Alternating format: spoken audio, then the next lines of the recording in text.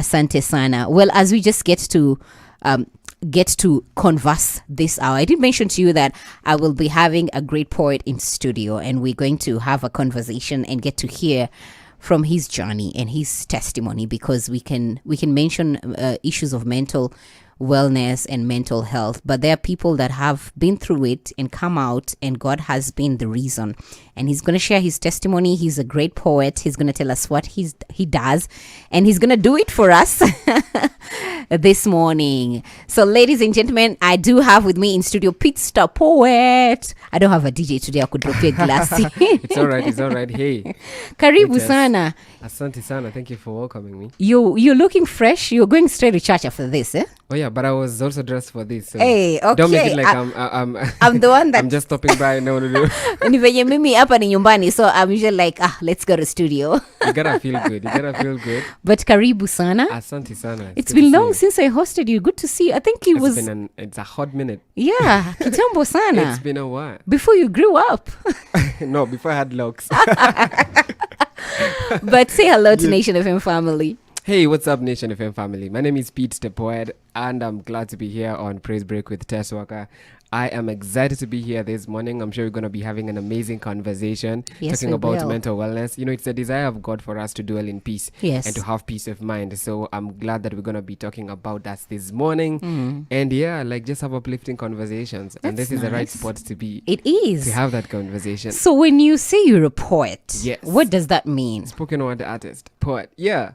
When I say I'm a poet, easy. I'm a kingdom poet. Come on, say that again, please. I'm a kingdom poet. Because when I say I'm a kingdom presenter, people think I sound so righteous. No, it's all right. Okay, well, what's wrong with sounding righteous? It's just an understanding assignment, really. Yeah. Understanding that I have a gift and I know where it came from. Come on. And so once you understand where the gift comes from, then number two, it's easy to understand the assignment. Yeah. But if you have no knowledge of where it comes from, it's easy to abuse a gift. It is. So when you do not know where a thing comes from, it's easy for it to be abused. So purpose is easy known when you know where it comes from. So mine is to honor God using through my gift. So that's what I mean, like through poetry. And poetry is as old as the Bible. So yeah, it began there. So I write pieces to perform. I am excited about performing, recording. So like I'm one of those people who go to the studio, record audios, shoot videos, drop on YouTube. I have a visual album for my spoken word poetry. Wow. It's been out for a minute, but you see, so in short, I write poetry to perform. So basically using this form of art that is even recognized in the Bible to really serve God and serve humanity. It's your thing, you're passionate about it, right? Very much. Just so. Like I would say radio. So that's something you're passionate about. Poetry is my radio. Oh, all right. That's amazing. I feel like I need to and I'm ready. Oh, yeah. I need to spread out in terms of radio. But you mentioned something that I was going to ask you that because I can count the number of, I don't want to say Christian poets, because there is an aspect of godliness in every gift. Yeah. So it's a career that I can hardly count and say, these are people that are actually doing well in this area of art. Yeah. And for you, it seems like it's working. How's that been for you? I mean, people accepted poetry, and it's been something that hasn't given you a hard time. It's to some people it might be strange. Yeah. How is it that you've made a career out of it? One is to acknowledge first of all God, because when I started poetry, I didn't know that this was something I was gonna. When people say I'm a teacher, I'm a nurse, I would never think I would one day say I'm a poet.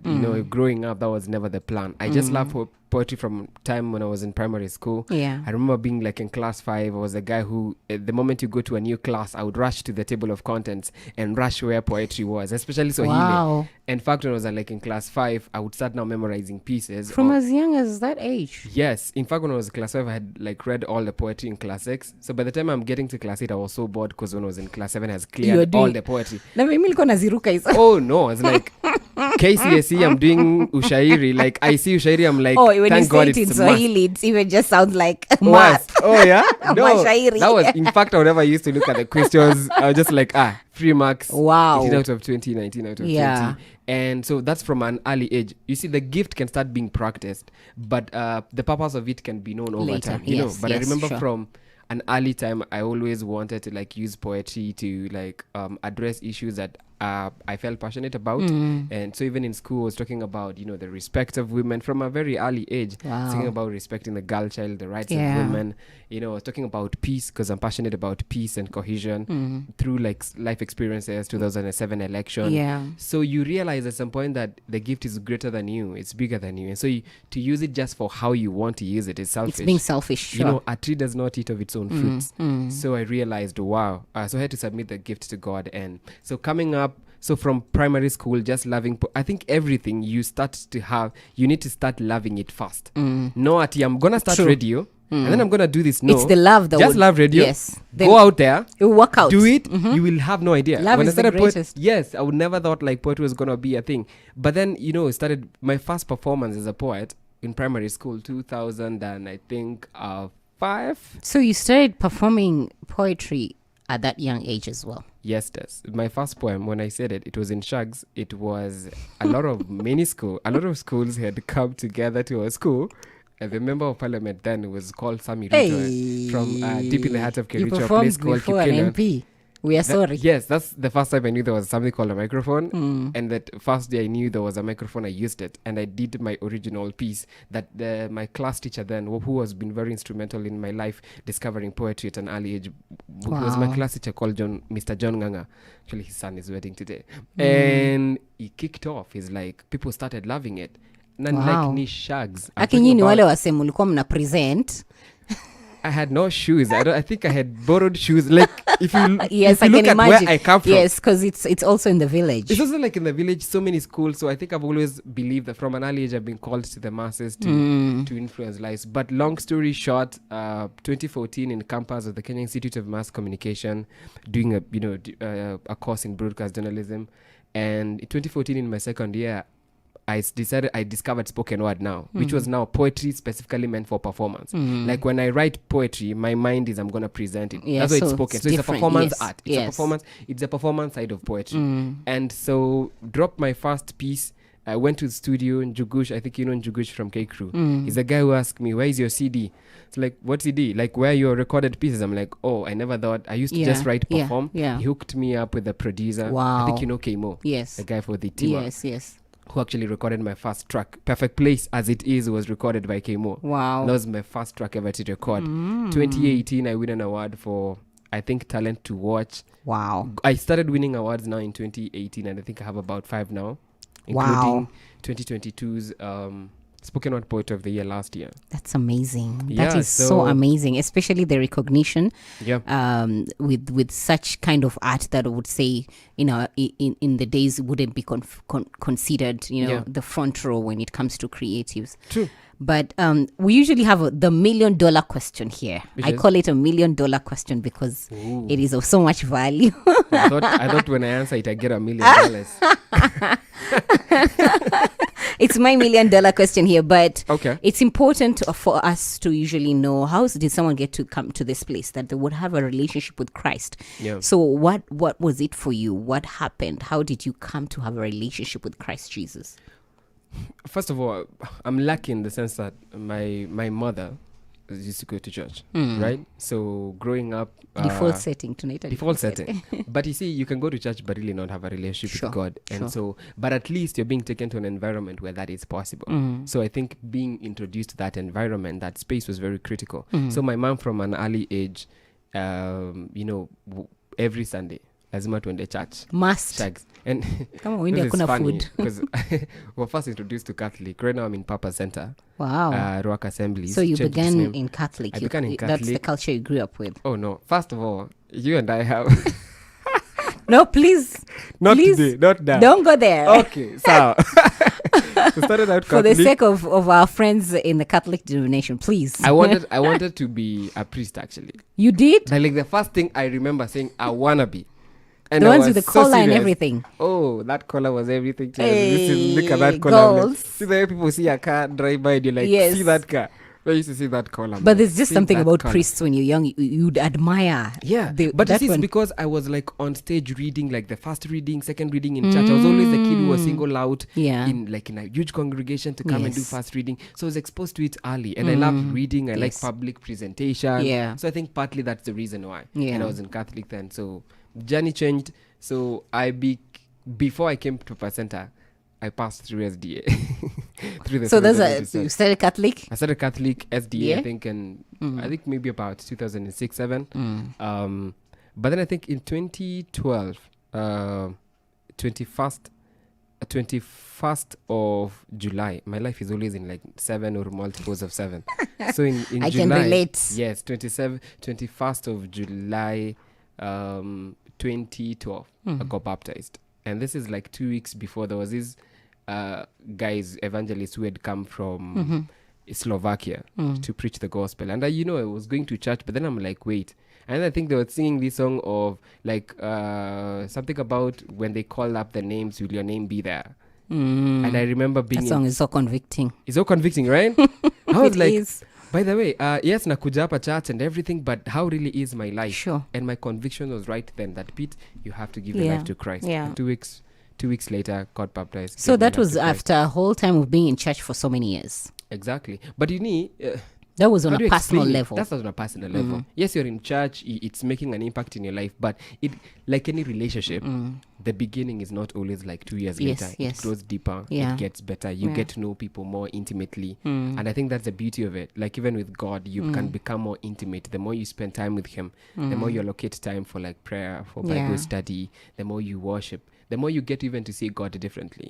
There are times even in prayer, you can attest to the fact that there are times you can come and talk to God for like an hour, you're speaking, and then there's just a time where you're overwhelmed by the presence of God, and silence is communication. Yes, it is. It's relational. It's A relational. relationship grows. Yeah. So I think that's experience. There's an artist I hosted, and I asked them the $1 million question, and they said, of course, they explained a lot, but they said at some point they Yeah. didn't want the God of their mom. They wanted to know God for themselves. That's It was true. the God of their. Yes, it's good. It's the same God, but that's the God that my mom knows. I want to know Him It's true. personally. Yes. Yeah, so Yes, I know it's many of us important. can relate, because to Mokoka Crusade, if you've grown up in that Christian Yes. culture and environment, you're always getting saved and everything, but then it comes to a point where you literally become personal and say, I want to know this God for myself, and you start being intentional. Yeah. We want to listen to Perfect Place. You had mentioned that this was your first ever, right? Spoken word piece, yes. What is it about? Perfect place. I remember we had gone to a church, I think, was it in Langata? An AIC church. And I remember we had gone there with a friend of mine called David Gold, and we were doing I think we were performing. We used to do like these inspirational talks, but then we also used to like combine it with performance. Yeah. And the numbers didn't turn out as great as we expected. And I was okay with it. But he asked me, yo, man, Pete, angalia, look around the youth. There's no...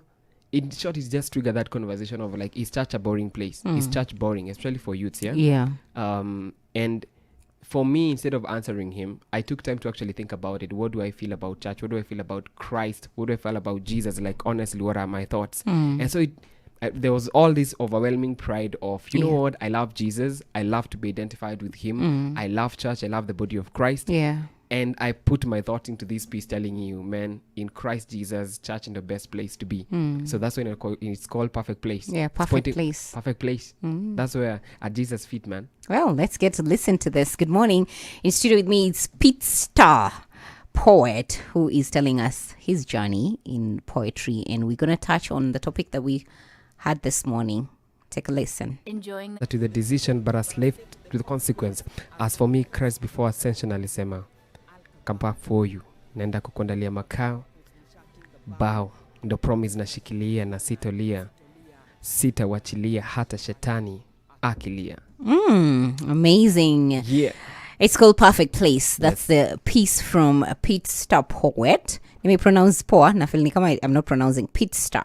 Peetstar. It's Peetstar. double E. So Oh, yeah. Peetstar. So Peetstar, not Yes. Peetstar. Peetstar. Thank you. Peetstar. Finally. Peetstar. I struggled with it. A very good morning to you. We are 27 minutes to 10 a.m. My name is Tess Walker. Nation FM is the place where good music lives, and I'm hanging out with Peetstar. Yes, thank you. Peetstar poet. And God is a Peetstar. It's a struggle, but he's a poet. He's a Christian poet. And many other things. Yes, and many other things. Photography. Was it you? Yes. I was actually starting out photography at that time. Oh, you were starting out. I was starting out. Then I registered a company. Got into video production. In fact, even my spoken word videos are self-produced. Wow. It's a company that produces my videos, and now we do that for other people, for other creatives, musicians, and even events like. Personally, so like for our church, Rock West, which is like Papa Center, I'm the lead photographer. That's so you may see me in places like Rema Feast, which is coming up. I'm gonna be shooting at Rema Feast. So that's basically me in terms of photography. But I have a company, we do video production, photography, all that. And during COVID, I actually got into acting. So my fan base is interesting. Like the guys who know me for acting, the guys know me for poetry. Yeah, like I knew, apart from poetry, I knew the photography because I could see the work that you're doing. Yes. Well, we want to speak a bit about your journey into doing the pieces that you've done, and you'll tell us more about the one that is in relation to our topic. Okay. But did you get support? How was the journey like when you started to intentionally taking this thing serious and you were like getting to the studio, literally just like an artist? Were you able to get support? What are the challenges that you faced? I think one of the challenges really is, as you compare, like, let's say poetry and another form of art, like music, acting, or, comedy, poetry is not as established.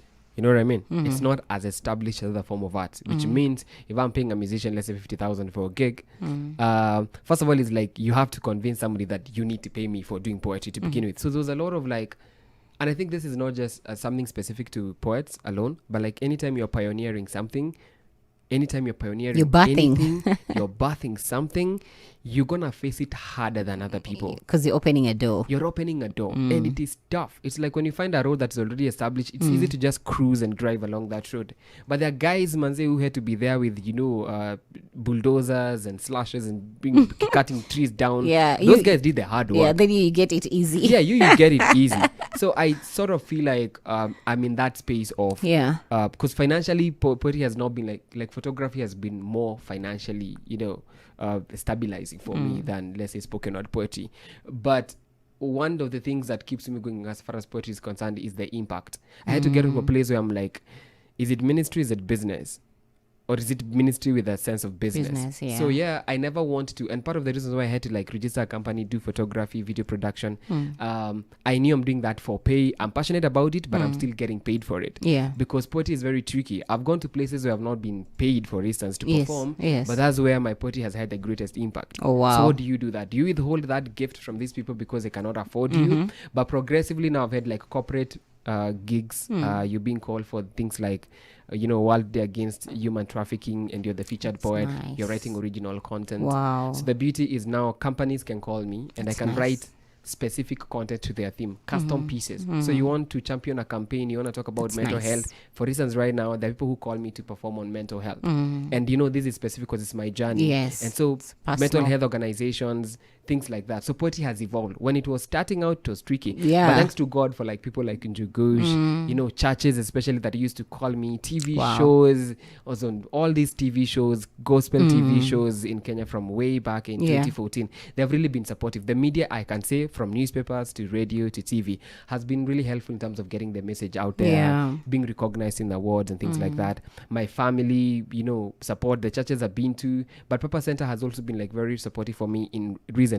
But I really thank God for like my fans, Team Peetstar, who like anytime I call a concert, they always show up. My fan base, I really appreciate them. But going to studio, the sustainability part of it is what is tricky. Like right now, like any other art. Exactly. Especially the Christian aspect of it. But you see, this is how many years of doing spoken word. You see, somebody wants to start spoken word today. You're talking about 2014. I'm talking about 2014. This is like journey with God. 8 years, journey with God. Surrendering. Sometimes getting away from the stage. Like 2019 to 2022, I stepped away. I was not on stages for my personal, for my own emotional health, for our own mental health. I stepped out from the stage. We're going to talk about that. That's nice. You It know was what I 3 mean? years? Almost 3 years. That's a And long so in fact, time. mental health, the piece, Yes. that's a comeback piece from the silence. After the time. Exactly. Where I'm like, God, but you see, during that time, God sustained me. People That's when don't take time out, God opened a door in acting. Acting is what, and I had never planned for it. I think this is now the beauty of just doing art with your own mind. You know, Proverbs 3:5 talks about trust the Lord with all your heart, mind, and soul. You know, like lean not on your own understanding. In all your ways, acknowledge him. He'll make your path straight. He'll make your path straight. So that's the other thing, where like you love the giver of the gift more than the gift. Not vice versa. Not vice versa. Then he can take care of you, and he can tell you, when you take a 2-year break, I'm still going to take care of you. I'm not limited to provide for you through poetry. Taking a There are break many does not challenges. mean you're not progressing. Exactly. In fact, you grow. You And it's unlearn. important. You beat that ego. It's really important. It is very important. Let me tell you, if you insist on keeping going when you need rest, what's going to happen? You're going to stop eventually. Yeah, you will. It's going to be crazy. So I want to talk about your name. How did you come up with Peetstar? How was that? That's a very good question. Yeah, I'm hardly asked. Yes, it's good because there's a lot of interesting, inspiring stories I've had beyond names. Beyond names, yeah. So, Peetstar, I call it my purpose name. It recognizes purpose, what I believe my art does, what I believe God has called me to do. Generally, not just through poetry, just my life's purpose. Yeah. And then it's also like my original name. So Pete is from Peter, Yeah. which my mother Your gave me. M-Pesa name. My M. Thank you, M-Pesa, if you're listening. Yes, my M-Pesa name is Peter. And then star is from Matthew 5:16. See, those are the inspirational stories I was telling you. Yes, let your light so shine before men, that they may see your good works and give glorify glory to your Father Father who is in heaven. So the star part is a constant reminder of this heavenly body, is illuminates. Yeah. It brings out light. So we are called the light of the world. And so for me, the star part is a reminder that my job is to let my light shine and glorify my Father in the process. Yes. So that's a fusion of two names. Pete. Revelation behind the name. Yes. That's how Peter I love came up to be. I love to ask that because it has very encouraging, inspiring. Sometimes we're like, oh, why is he calling themselves like this? But we don't know that there's a story behind it. Yo, that's nice. Thank So you. tell us about Nyumbani Narudi. Nyumbani Narudi, the story of the prodigal son. There's so many things to learn away from to learn from the story of the prodigal son. Yeah. Whether you're gonna look at it from the father's perspective, you see how really God is patient and how He's loving. Where some of us feel like we cannot go back to our Father, we cannot go back to Jesus. We are so messed up. We have wandered away from the presence of God so much that we don't think He can accept us back. While we actually know that even the word Emmanuel says God with us. Like God actually came to seek and save the lost. He actually says that those who are sick do not need. Those who are not sick do not need doctors. It's those who are sick who need doctors. So He came for them.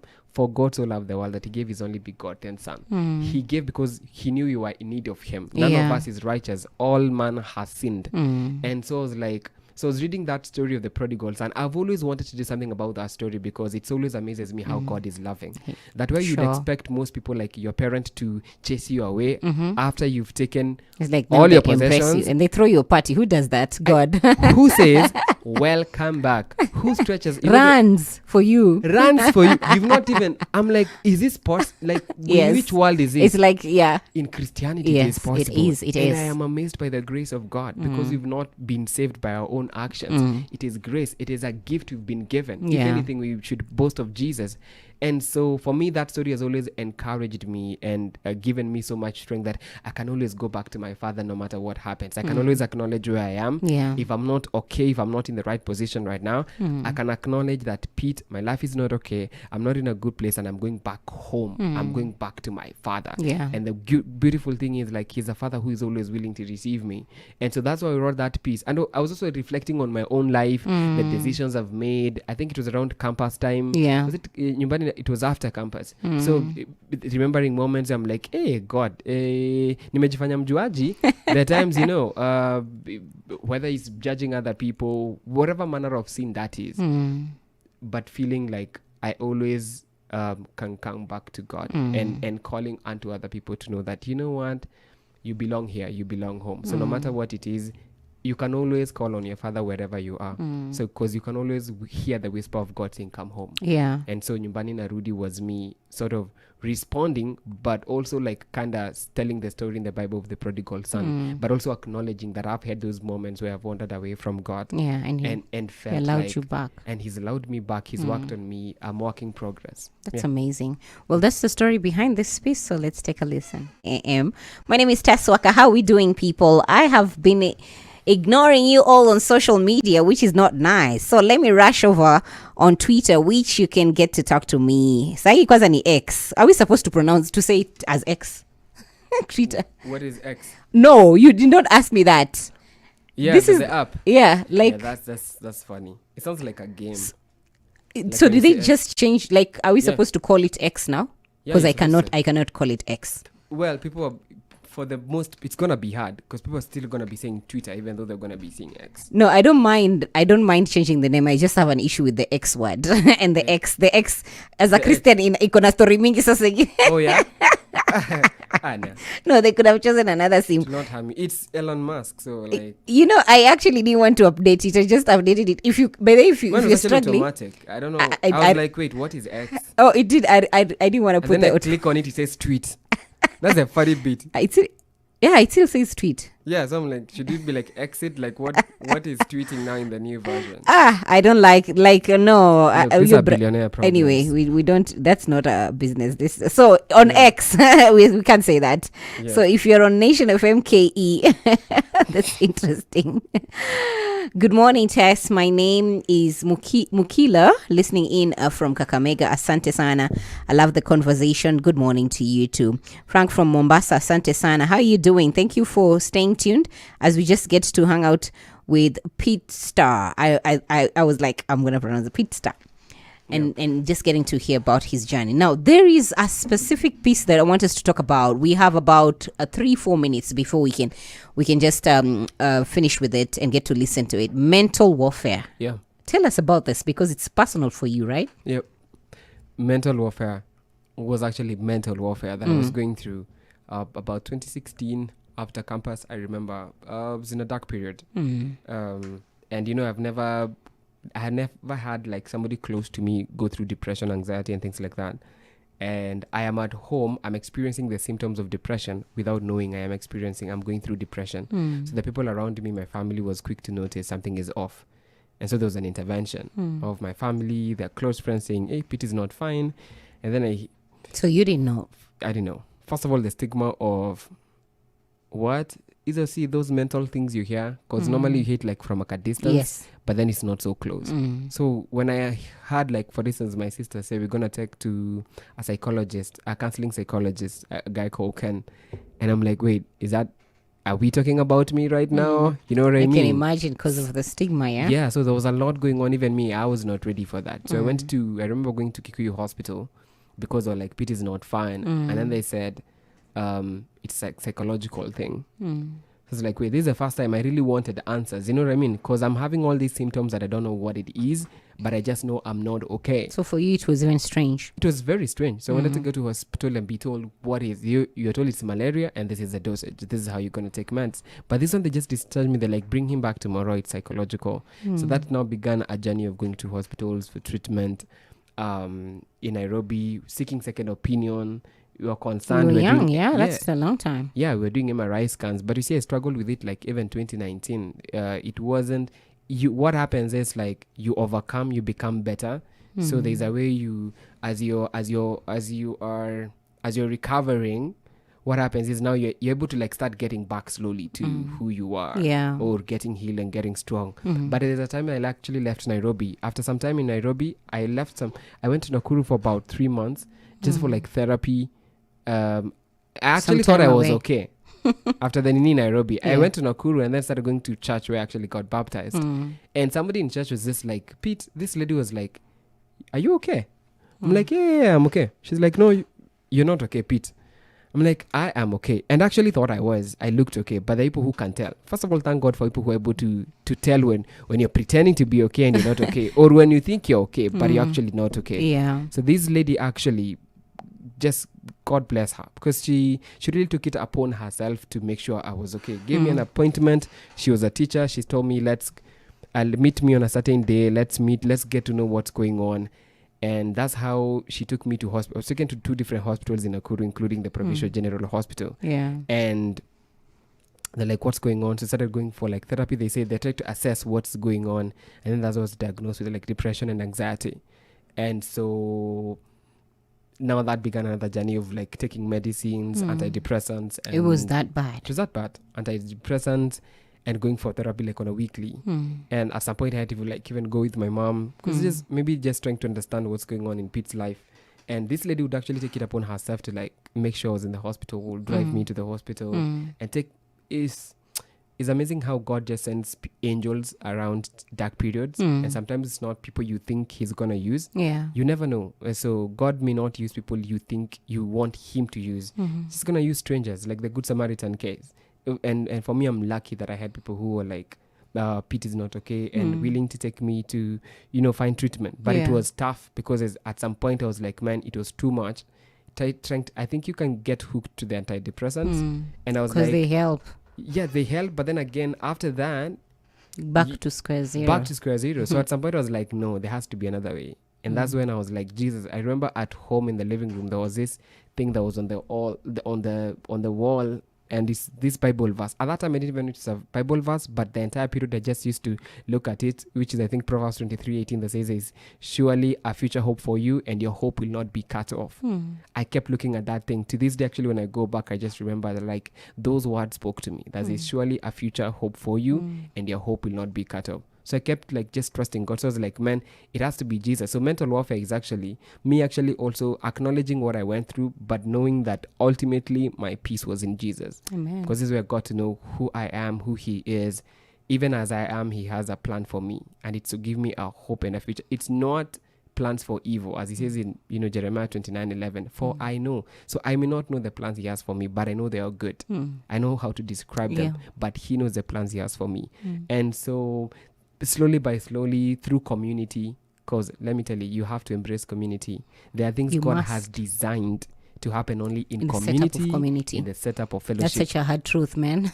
Christians, hakuna Christian Lone Ranger. Yes. There is no Lone Ranger. In fact, even when you watch Nat Geo and you're seeing lions trying to attack like gazelles, they always go for the one that is away from the pack. Yes. So anytime you isolate yourself, isolation is no place for a Christian. Yeah. So I really saw God. I started to see meaning in life. And it's funny because I remember hearing God tell me that you're gonna write a book on mental health. And I'm like, what are you talking about? I was deep in depression at that time. And I'm actually working a book right now, documenting my journey in mental health, struggle with mental illness, and ultimately overcoming it. And it's funny because it didn't make sense then, but I think it was God telling me, you're gonna overcome this. Wow. You may not see how it's gonna be, but just keep trusting me. And by the grace of God, I overcame. I became better, and I became a champion of advancing this conversation on mental health, because I know ultimately, people commit suicide. People die by suicide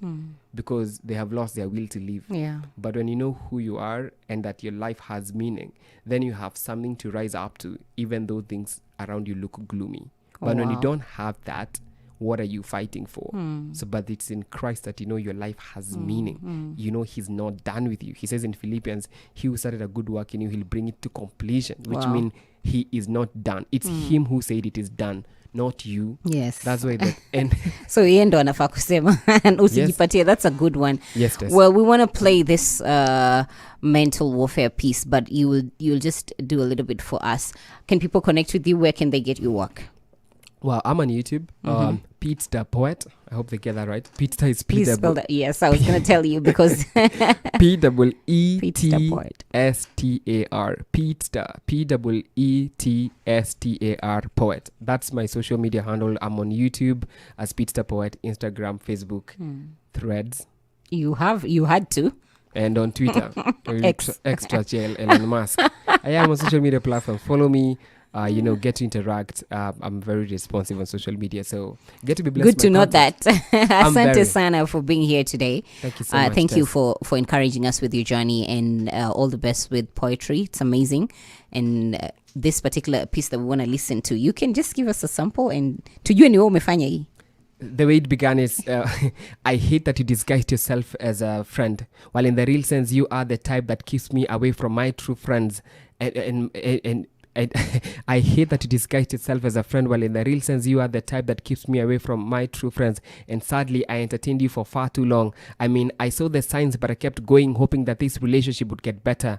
A man is not an island of himself, they say, but you showed me that a man can actually be an island of himself, and it is only by grace. Yes, it is only by grace that I even get to be here, still running this race called life, because some of my friends who dated you are not around anymore. You broke them before they broke up with you, but see, I am not them. You picked the wrong one. You messed with the wrong one. When you took me on for a fight, perhaps fooled by my size, thinking he is slim, I'm gonna take him down. You clown. I may be slim, but I've got an everlasting sling. Don't forget what happened to Goliath. You Goliath of emotional distress, just an anthill masquerading as Mount Everest. And honestly, because of the disgrace that you are, I feel like dissing you, because you are nothing more than a distraction, a disservice to me and my dreams, my purpose, my destiny. You are something else. But today I am breaking up with you. Today, depression, anxiety, I am breaking up with you. So you are gonna pack your stuff and you are leaving, and this time for good. As they say in Greek, kanyaga kubo kubo. I'll see you next Sunday. Keep it Nation FM. Praise Break, every Sunday from 6 a.m. to 10 a.m.